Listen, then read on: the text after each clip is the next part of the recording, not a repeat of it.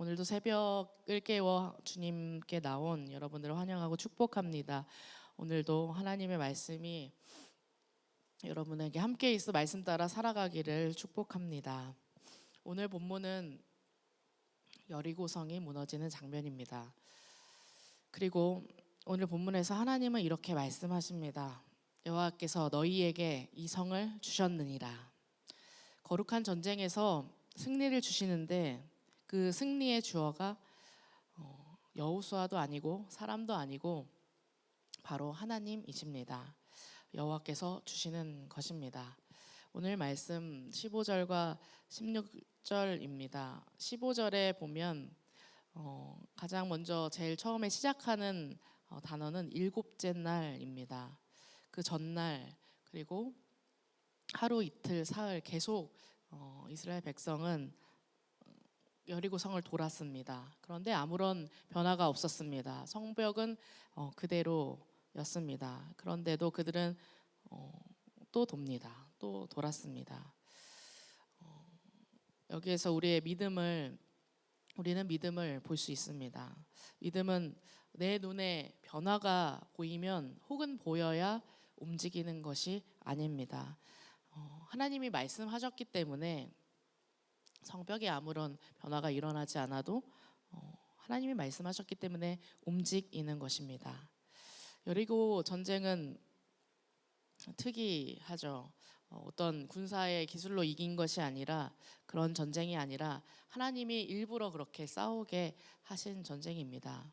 왜냐하면 이 승리가 사람의 실력으로 설명되지 않게 하시려고 하나님이 하셨다라는 고백을 그 고백만 남게 하시려고 그리 하시는 것이었습니다. 오늘 말씀 16절을 보면 성벽이 무너지기 전 모습입니다. 그런데 여호수아는 이미 선포합니다. 여호와께서 너희에게 이 성을 주셨느니라. 이게 믿음의 문장입니다. 현실이 먼저가 아니라 하나님 말씀이 먼저입니다. 하나님은 이미 여호수아 1장에서 이렇게 말씀하셨습니다. 너희 발바닥으로 밟는 곳은 모두 내가 너희에게 주었다. 내가 모세와 함께 있었던 것 같이 너희와 함께 있을 것이다. 내가 내게 명령한 것이 아니냐 강하고 담대하라. 그러니까 여리고는 어떤 전쟁의 기술로 승리한 전투가 아니라 약속을 지키는 하나님의 승리인 것입니다. 시편 33편 4절은 이렇게 이야기합니다. 여호와의 말씀은 정직하며, 또한 이사야 55장 11절은 이렇게 말씀하고 있습니다. 여호와의 말씀은 헛되이 내게로 돌아오지 아니하고 라고 말씀하십니다. 그렇기에 여호수아는 성이 아직 무너지기 전인데도 이미 주셨다라고 이야기하는 것입니다. 믿음은 늘 그렇게 고백하는 것입니다. 아직 현실이 바뀌지 않았는데 하나님의 약속을 먼저 붙드는 것입니다. 저희도 마찬가지입니다. 우리의 삶의 성벽이 하루아침에 무너지지 않습니다. 그런데도 우리는 말씀 앞에 서고 또 서야 하는 것입니다. 그리고 오늘 하나님은 우리에게 이렇게 말씀하십니다. 내가 주겠다, 내가 하겠다 라고 말씀하십니다. 그렇게 우리는 오늘도 그 승리의 문장을 붙들며 살 수 있습니다. 주셨다, 이 성을 주셨느니라, 이미 주셨다라고 고백하는 믿음이 저와 여러분에게 있기를 간절히 바랍니다. 15절을 계속 보면 그들이 일곱째 날 새벽까지 돌았다는 것을 알 수 있습니다. 중간에 포기하지 않았습니다. 성벽이 무너지지 않아도 또 돌았고 사람들이 이해하지 못해도 돌았습니다. 믿음은 감정이 아니라 순종이기 때문입니다. 그래서 이 여리고 전쟁은 행진으로 시작해서 외침으로 끝납니다. 이 모든 상황에서 하나님이 원하시는 것은 분명하다는 것을 알 수 있습니다. 끝까지 말씀대로 가라. 그것이 바로 승리를 여는 길이 되는 줄 믿습니다. 다음에 이어지는 17절에서 19절 말씀이 아주 중요합니다. 여리고의 그 전투의 그 전쟁의 핵심이 이기느냐 지느냐만이 아닙니다. 하나님은 그냥 이겨라 라는 말만 하지 않으시기 때문입니다. 하나님은 구별하라 라고 말씀하십니다. 17절에 보면 이 성과 그 가운데 있는 모든 것은 여호와께 바치되 18절입니다. 바칠 물건에 손대지 말라. 19절입니다.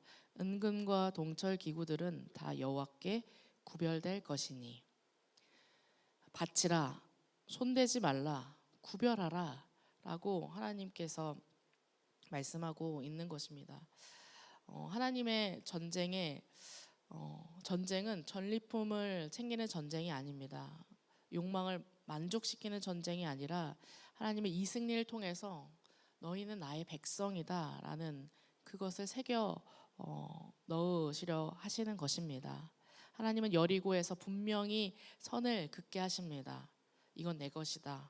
너희가 손대면 너의 마음은 무너질 거야 라고 이야기하시는 것입니다. 여리고에서 하나님은 이스라엘을 훈련시킵니다. 그 전쟁 이후에 위험한 건 탐욕이야, 그 욕망이야. 너희의 승리의 주어를 바꾸지 마라고 말씀하시는 것입니다. 예수님도 이렇게 말씀하십니다.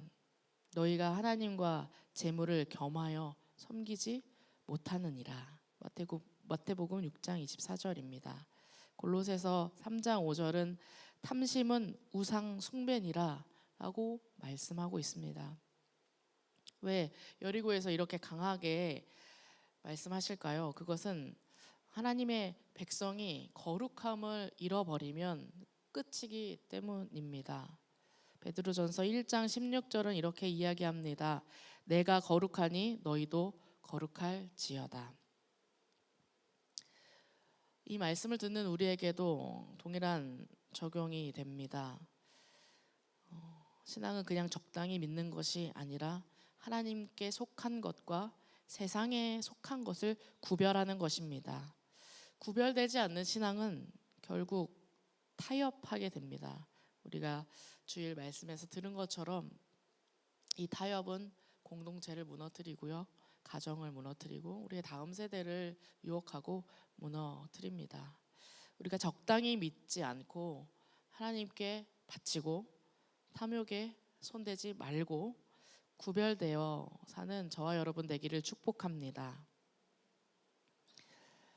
20절의 말씀을 보니 성벽이 무너져 내린지라라고 말씀합니다. 여리고 성벽은 무엇이죠?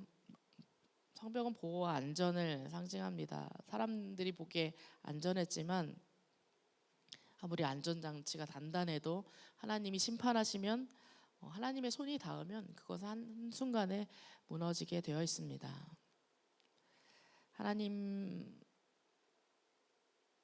우리가 주일 말씀에서도 들었던 것처럼 이 하나님이 심판하시는 게 합당한가? 라는 질문을 하게 됩니다. 그러나 그 질문은 십자가 앞에서 정리됨을 믿습니다.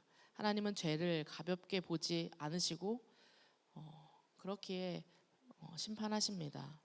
그런데 하나님은 그 죄인을 그냥 내버려 두지 않으십니다. 그래서 우리에게 그의 아들을 내어주십니다. 로마서 6장 23절은 이렇게 이야기합니다. 죄의 싹은 사망이요 하나님의 은사는 그리스도 예수 우리 주 안에 있는 영생이니라. 요한복음 3장 16절은 이렇게 말씀합니다. 하나님이 세상을 이처럼 사랑하사 독생자를 주셨으니. 오늘 본문을 읽을 때 이렇게 고백해야 하는 거죠. 하나님은 거룩하신 분이다. 하나님은 죄를 심판하시는 분이다. 그리고 그러나 하나님은 또 구원의 하나님이시다. 심판만 말하면 우리의 마음이 차가워지고 구원만 말하면 우리가 죄에 둔감해지기 쉽습니다.